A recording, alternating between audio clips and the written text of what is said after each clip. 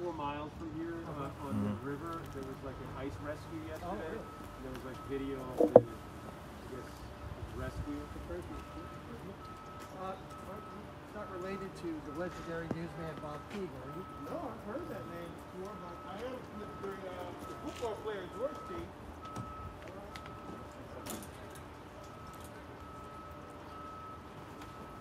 Were they in a car or? No, they were like walking out on the ice. But it's going to be, we don't have an address, we don't have a name, we don't even know where they're from. It's, Elmwood Park is the location, but that doesn't mean So, try to keep it right.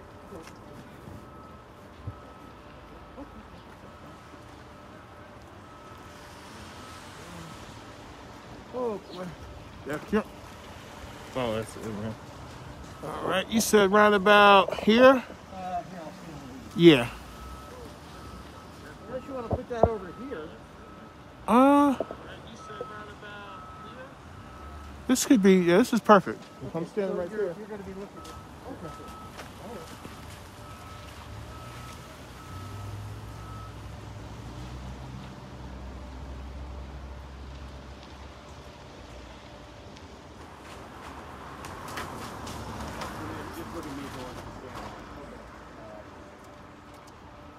What is the state of play here in Patterson? I mean, some districts have had several pushbacks of the planned opening date.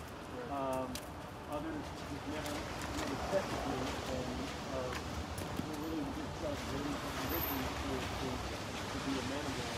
Have you guys had planned opening dates that have been pushed back or waiting for the classroom? Well, there has been some pushback in terms of what we're dealing with right now. I know next week there's going to be a plan rolled out and some information rolled out to us as a board. We're really looking at what this is right now.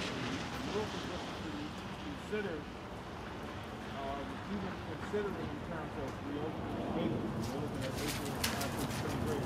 You're probably going to end up going that route or following that same route the president for yesterday. There's a lot of factors because the testing, the governor still hasn't renewed the testing, required testing, individual testing off the stages. So there is some factors that we're looking at, but at the end of the day, it does also come down to safety.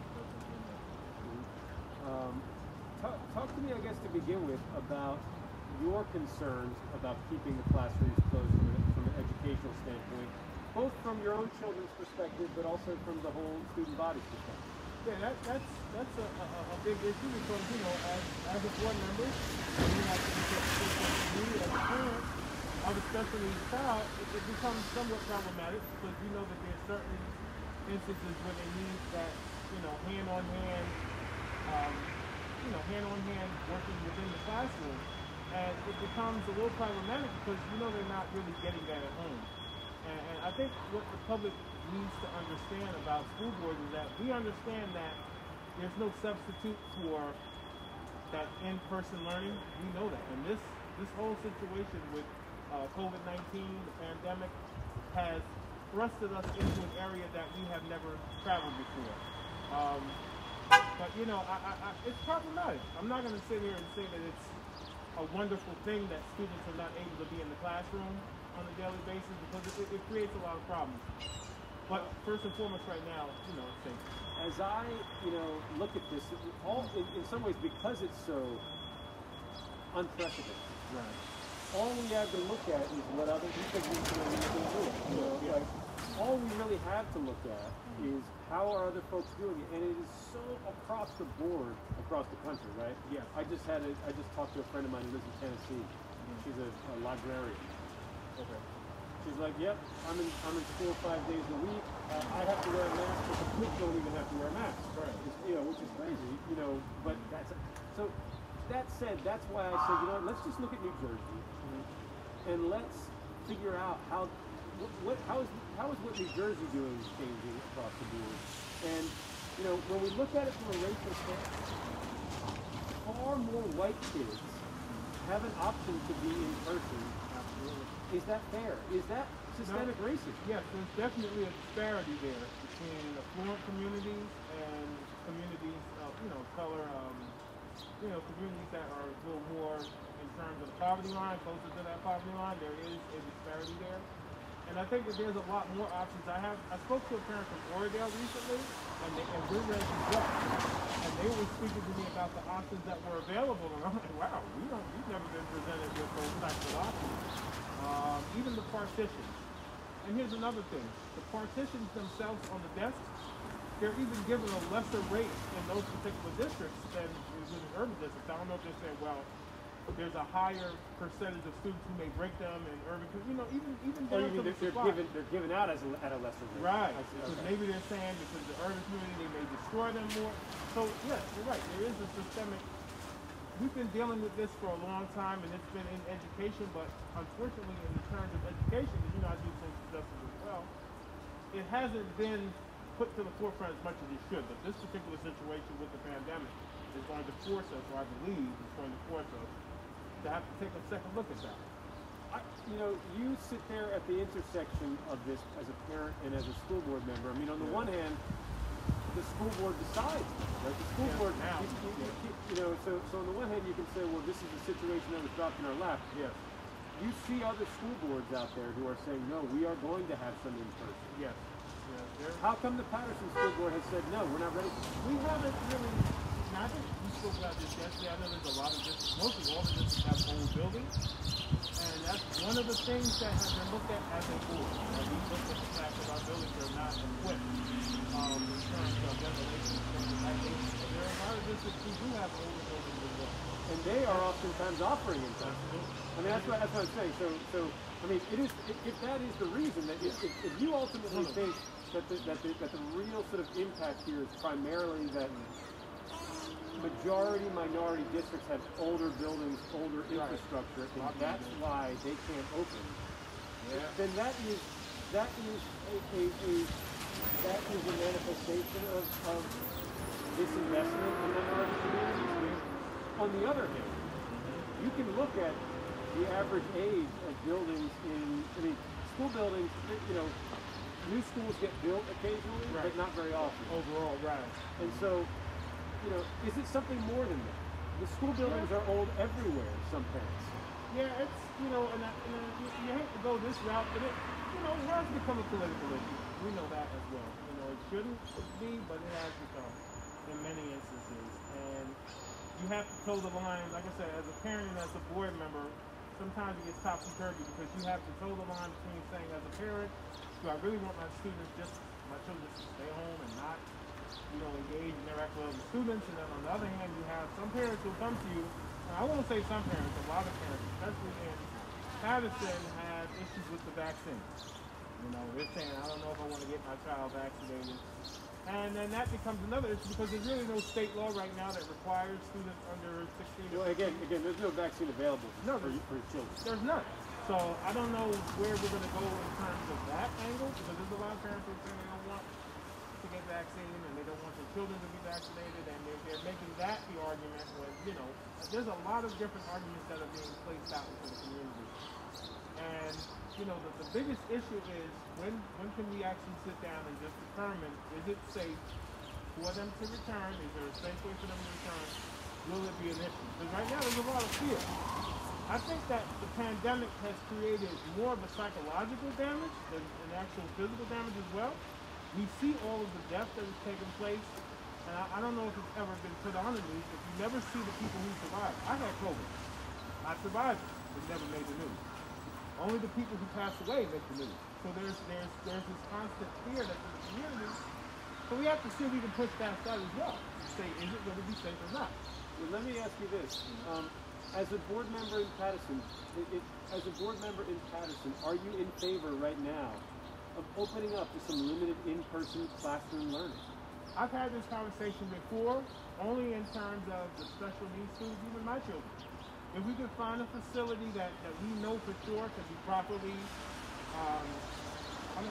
properly sanitized, so to make sure that there's things in place for them to be safe, and I think that it would be something we could look at. But in terms of general ed, I'm not so sure just yet for Patterson, but for special ed students like my children, because right now, my son, my daughter, even though they're learning online, there's still so many gaps in between there.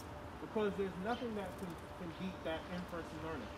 And we're trying our best to get back to that point where we can begin the process. But there is pushback. I'm not gonna lie. There's pushback from the unions and the community.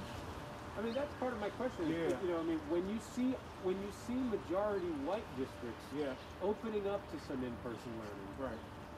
and you see majority minority districts unable to do that or not willing to do that, Right. is that a racist outcome?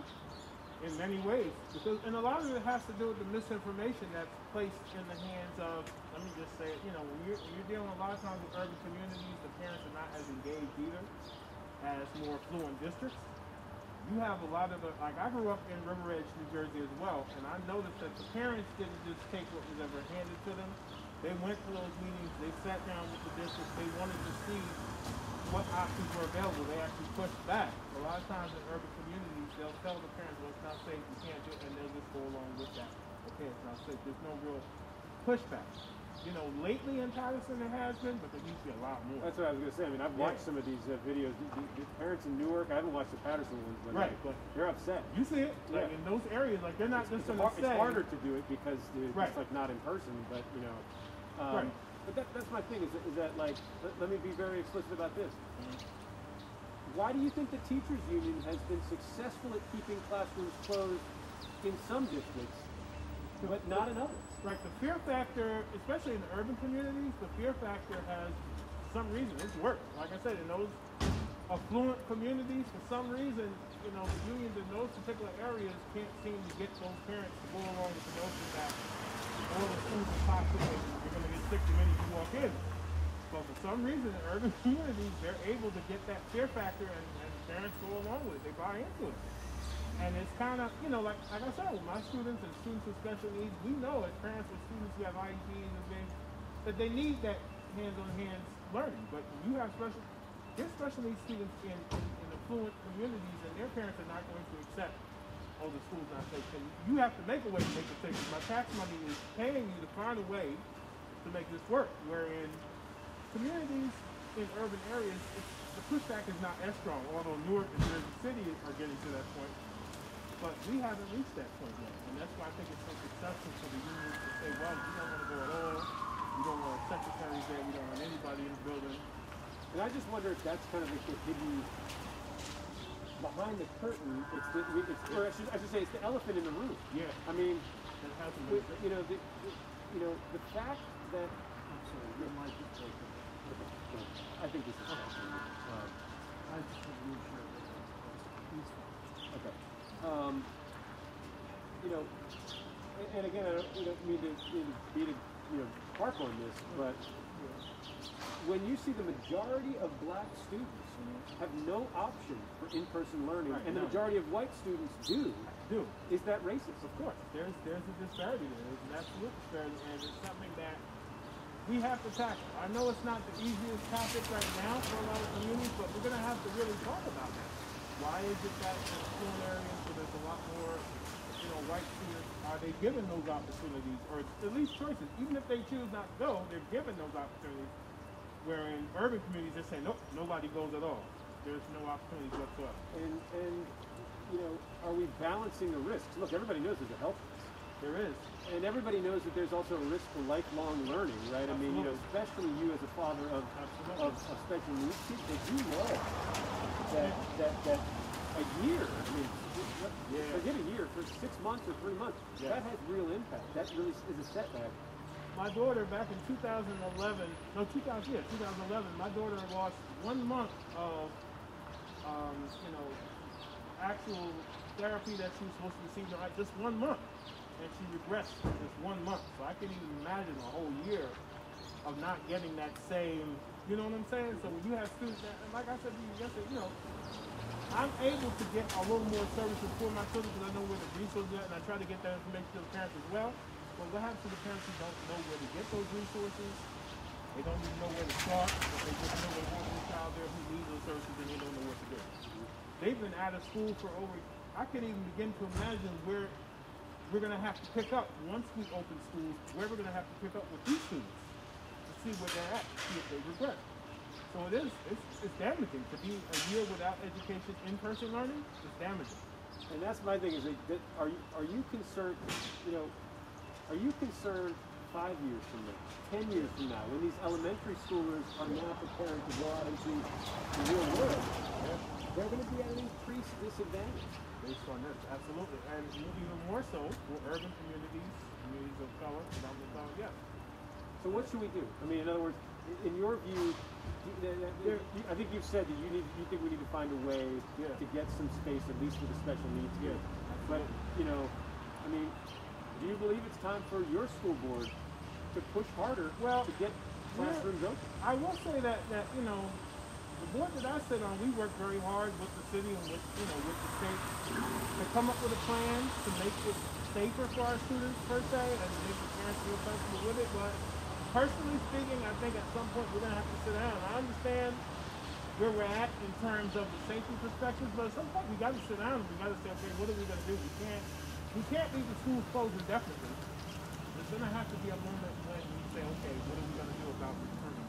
Even if we do it piecemeal, you know, a little at a time or certain groups at a time, like you know, with special ed. But we can't just say we got to leave the schools closed indefinitely. We can't go back. I mean, I'll ask you because I don't know about Patterson.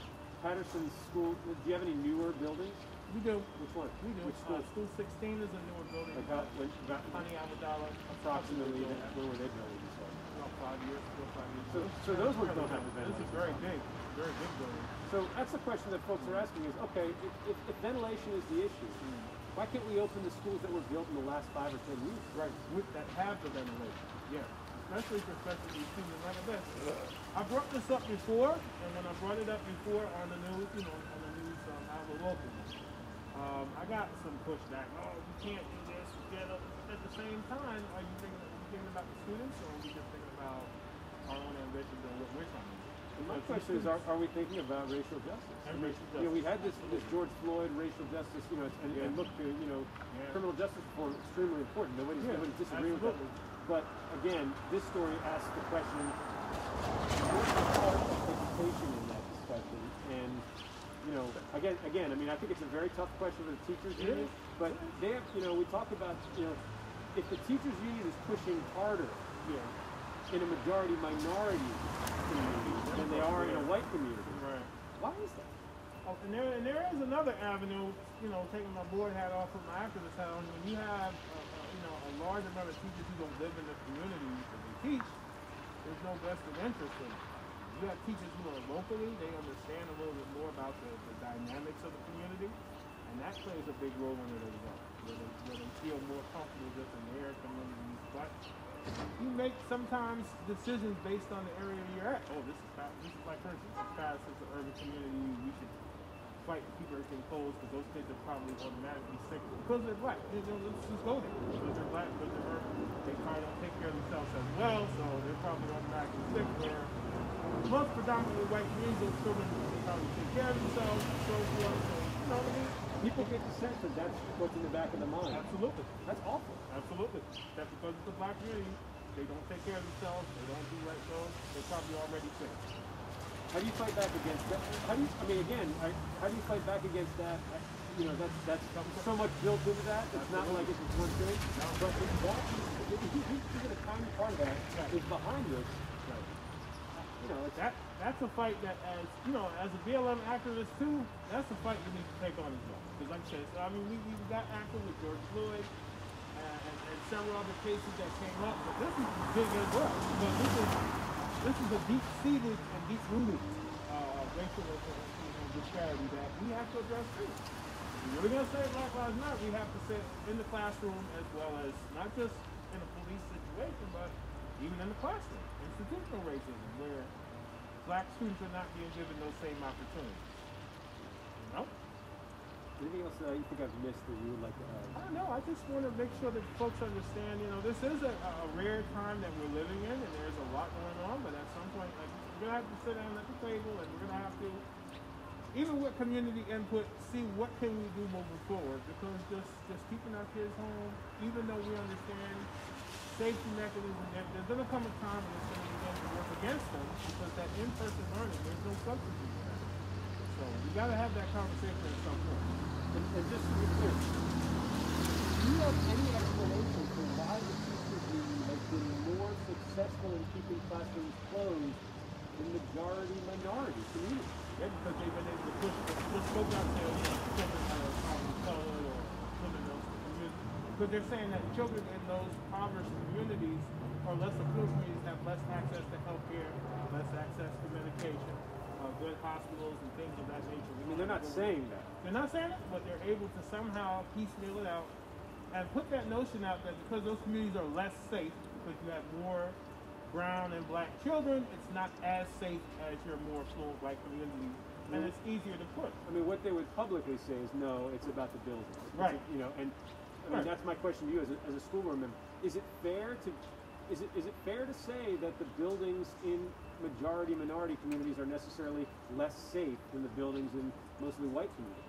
Now the buildings, you know, I've been to other areas and I've seen older buildings in every community. So we can't just stop at that point, even though that's been the talking point. The buildings aren't safe.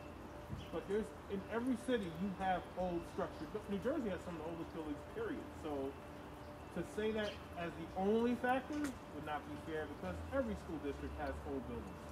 It's just a matter There's of... got to be something more going on. Indeed. And just like, you know, people are, you know, we're having this discussion about implicit racism. I don't think you or anybody else is saying that there's some racist intent here. Right. But it's hard to me when you look at the numbers to say there's not a racist outcome. When you look at the numbers. Yeah, and the numbers don't lie, as they say. And you've seen the stats. I'd like to see them as well. And even when they present that to my colleagues and show them the disparity there. Yeah, I'll send it to you. I mean, Okay. it's you know, I have them on my phone. That's alarming. Right now. Yeah, I have it on my phone right now. I mean, it's you know, I mean, like I said, about 20-some. If you want to get two shot, Tom, you can. About 20, basically 25% of white students. Yeah. No, excuse me, 21% of white students have no option for in-person learning. In other words, they are in a district that is all remote. Okay. But 64% of black students are in a district that's all remote. 4%. Now again, the biggest districts in the state: Newark, Patterson, Camden, Jersey City. You know, and so again, my question, and again, I think it's a really tough question because what it comes down to, you know, that the teachers union is lobbying very hard for the safety of its members. Yes. No one would begrudge them of that. My question is, why are you having more success making that argument in predominantly black and brown communities? Right. I don't know why, because I mean, you know, there's only a couple of, you know, and I think they need to take a look at themselves and say, is that because we're fighting harder in these communities? Is that because we're willing to lay more on the line, you know? Or is that because those communities, the benign explanation is, you mentioned it a little bit, is it that the actual parents in those communities are just as scared as the teachers? And if that's the case, then okay, but you know, again, when you look at like these social media boards, it's hard for me to tell. Yeah. Because I can't go, you know, but you don't see all the teachers, all the parents rising up and saying, teach these schools closed. Right. You see them all saying, we need some help. So you don't know what the silent parents are thinking. Right. That's the thing. A lot of times it's silent majority. You know, you really want to... I mean, the district has put out, what do you call that, surveys, and the response has not been what we really, you know, we haven't gotten enough with them. What is it, of the response you've gotten, what does the survey generally say? Well, has it changed? It was almost 50-50. It was very close. Some saying return, some saying not. It was almost 50-50. So I think it had to do with the building. That seems to be the talking point. I mean, my thing with the 50-50 is in some sense that's a blessing, right? Yeah. Because that means, now look, everybody knows that teachers teaching hybrid, only teachers only teach themselves. I get that. Right. But on the other hand, if you only need to accommodate 50% of your students, then you have social distancing built in. Right. Right. It's not the full capacity. You know what I mean? So, and I think that that's one of these things that these affluent communities seem to have taken advantage of. Because they've got a lot of scared people in there too. They do. And so if they're doing that, why is it that we can't get that done in communities of color? Or at least attempt. Like you said, what's the name of the newer school building? Dr. Honeywood Tower is a building. It's a big one. You can see the air moving from the building. Yeah, I've seen it. I know. It's a big deal. What kind of school is that? What is it? High school. It's a high school. It's elementary school. You have a lot of African students there as well. Predominantly in that section of town. It's a very beautiful building. You know, I understand that, arguing about it, but at some point, again, we have to try to see what we can actually do. Because our students, I know for a fact, some of these students are not going to learn in this environment. You know, What's the attendance situation with the remote learning environment? a business. I have business numbers. It's a business. You know, workers, a lot of workers have been completed. And like I do expect you have students laying down in class. They're not even sitting up, they're laying on the bed. A lot of kids are not paying attention in class. Like for instance, my son, he has one day a week Thursday. They call for 1 hour. Because there's so many students, they have to balance it out. So they have a 1 hour music class with him online 1 day a week. From having before 5 days a week, several hours, all day long, you know, instruction and person learning, all the time, 1 day a week online, but not even an hour. Why not say an hour? What do you say? You said 2:15 to 2:45. Wait, when you say mute, that's just the music portion. That's it. They have no. Everything else is what do you call it, asynchronous? Where Yeah, it's they send you packets. They send you packets. So That's it. So it's 1 hour a week. Not even because it's 2:15 to 2:45 hours. On Thursday. How is that? Why is that? Because they have so many students that they're trying to do that with remotely in terms of. So they're trying to space it out. They don't have enough staff to keep up with the, you know, with the volume of how many students are being taught. But this really is like a year of lost learning. Absolutely. I mean, it's not, you know. Nobody wants to say it for political reasons, but it is, man. We can't say these kids really, you know, there's some students who take it serious. My boys, students all learn, but they're not students right now. They're not. They're home.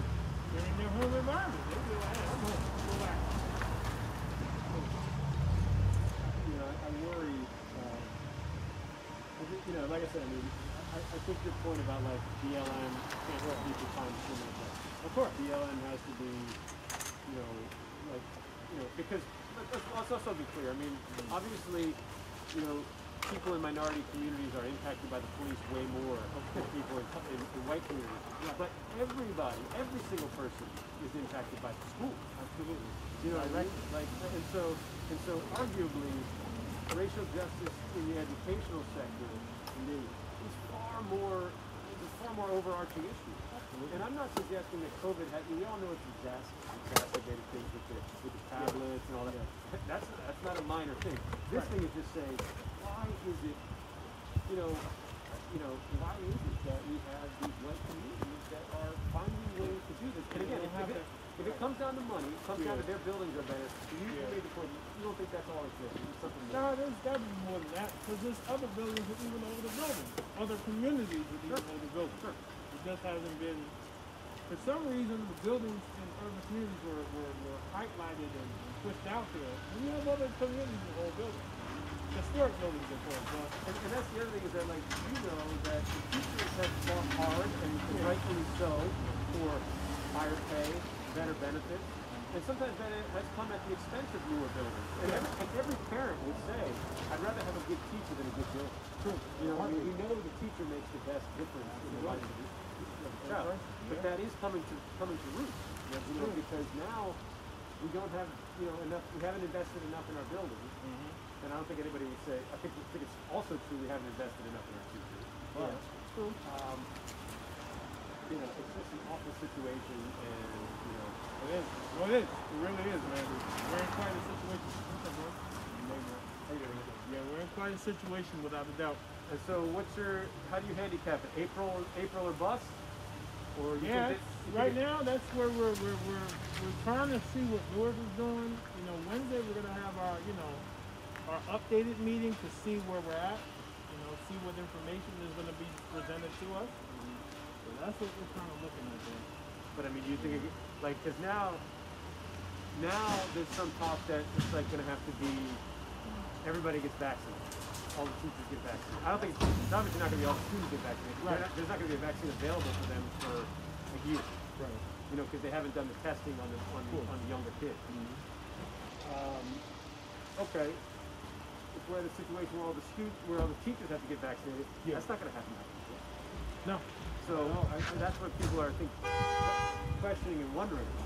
Is like, is that going to be the new goalpost? Right. That in order to get the classrooms open, all the teachers have to be vaccinated. That creates a whole other issue. Certainly in a community where there's some suspicion of the vaccine. Indeed. Oh, of course. And also in a community where, are you going to mandate the teachers get it? Right. Which will become an even bigger. bigger. You can't. Right. Because that's, you know, that would blow up the Asian tribe. No, that's not even going to happen. So that would so, you know, I mean, but then think about it. If you're a teacher who believes in vaccination, yeah, and you got 3 teachers who don't, yeah, you're going to say, well, I'm not going to come in. You know, so it's just the snowball doesn't stop rolling. Oh my goodness, exactly. You know, and it gets huge, bigger and bigger. So, you know, I mean, we're trying to give some voice to that. Which is good, because this is a discussion that I think people have been afraid to even get into. But it's like saying, you know, the conversation, who has the best looking child or something, you know, the conversation.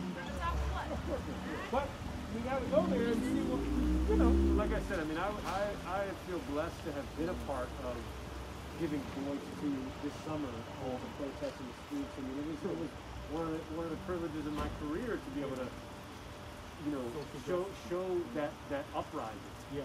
And some of it has borne fruit. Not enough of it has borne fruit. Okay. But I also just feel guilty if we don't say, wait a minute, what's going on here? What's going on here? Why is he, I mean, so I'm also going to try to get somebody from Newark to share their you know, somebody who's similar to you, where they're both an activist and, you know, involved in school. Sounds good.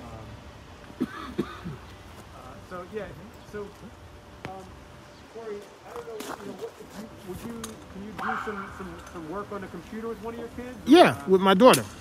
Yep.